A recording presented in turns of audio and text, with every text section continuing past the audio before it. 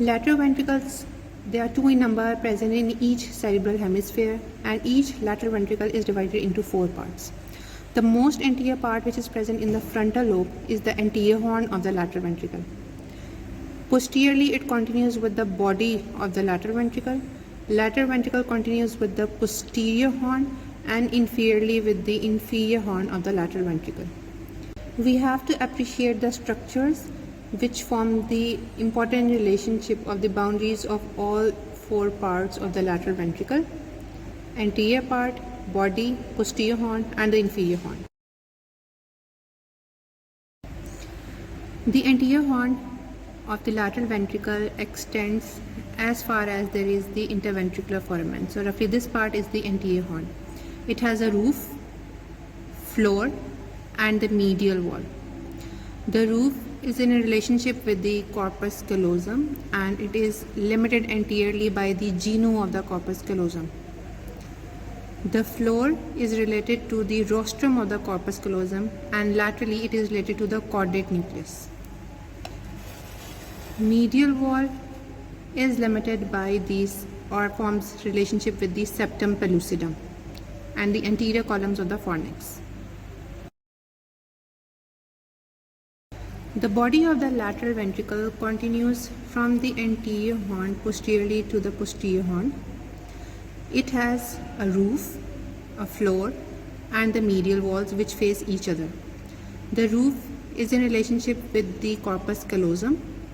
Floor is formed by the thalamus medially and caudate nucleus laterally, while the medial wall has a relationship with the septum pellucidum.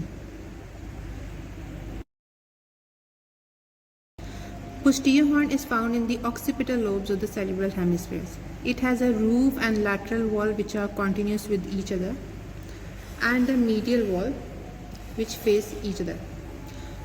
This is the posterior aspect of the ventricular system. The lateral wall of the posterior horn, they are related to the corpus callosum. Its fibers are known as the tapetum.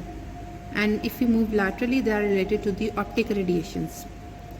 The medial surface has 2 important elevations: the superior elevation, which is known as the bulb of the posterior horn, and the inferior elevation, which is known as the calcar avis. So the superior elevation, or the bulb of the posterior horn, it is actually produced by the splenium of the corpus callosum and its forceps major fibers which project to the occipital lobe, while the inferior elevation is known as the calcar avis because it is actually produced by the calcarine sulcus. The inferior horn of the lateral ventricle is found in the temporal lobe. It has a roof and a floor. The roof is in relationship with the tail of the caudate nucleus and tapetum of the corpus callosum, while floor has an eminence or a prominence which is known as the collateral sulcus, which is produced by the collateral sulcus, and therefore it is known as the collateral eminence.